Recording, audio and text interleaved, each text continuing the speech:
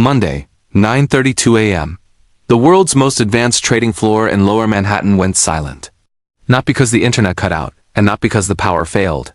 The room went silent because the traders were watching $100 million evaporate in real time.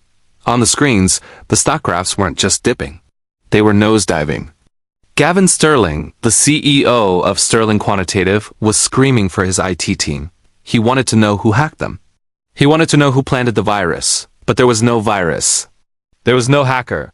The machine that was destroying his company was doing exactly what it was designed to do. It was protecting itself. And the only man who knew how to stop it was currently sitting 3 miles away in a coffee shop, enjoying a bagel, watching the stock ticker on his phone, and smiling. So how does a man destroy a billion-dollar empire without ever touching a keyboard? To understand the crash, we have to go back 72 hours. To the moment Gavin Sterling made the most expensive mistake of his life. To understand this revenge, you have to understand the business. High-frequency trading isn't about being smart. It's about being fast. Light travels 1 foot in a single nanosecond. In this game, if your computer is 1 foot closer to the exchange than your competitor, you win. Gavin Sterling had built the core. It was a beast.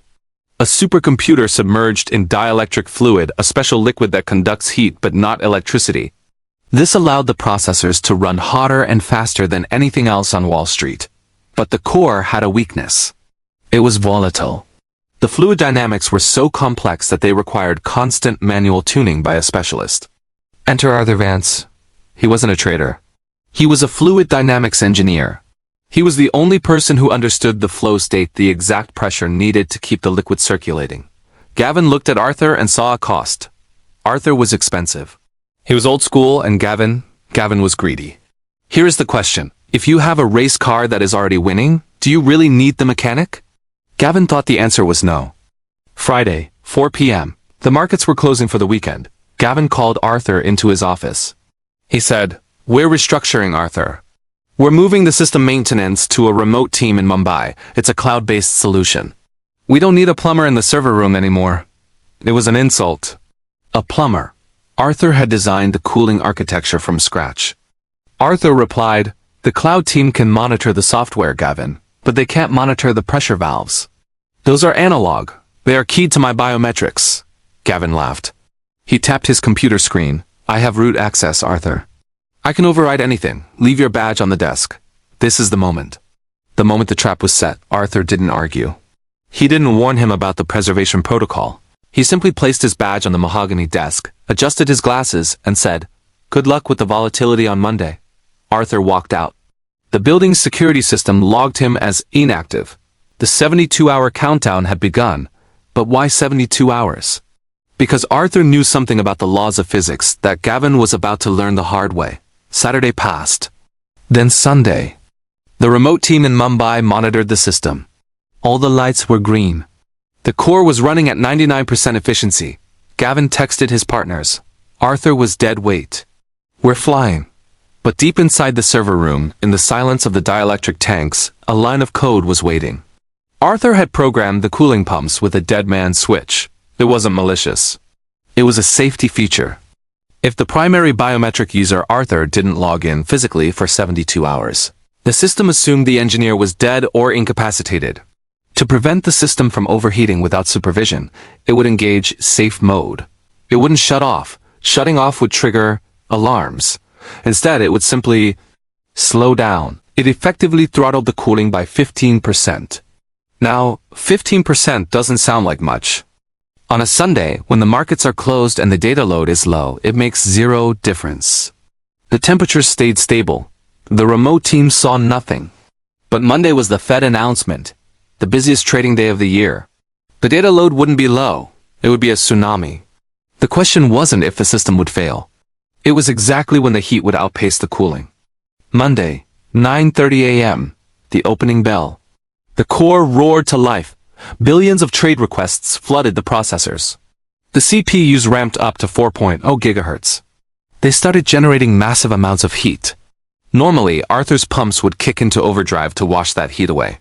But today, the pumps were locked in safe mode. The heat couldn't escape. The liquid around the processors began to boil. The computers did exactly what they are built to do to survive. thermal throttling. To lower their temperature, the processors slowed their clock speed. They dropped from 4.0 GHz to 2.0 GHz. To a human, a 2.0 GHz computer is still incredibly fast. But in high-frequency trading, it's like showing up to a Formula One race in a school bus. The lag began. The core was executing trades after the price had already moved. It was buying stocks at the peak and selling them at the dip. It was effectively buying high and selling low, thousands of times per second. Gavin saw the P and L column turn red. -10,000, -50,000, -400,000. He screamed, "Why are we losing? The algo is right. Why are we losing on every trade?" He didn't know he was trading in the past.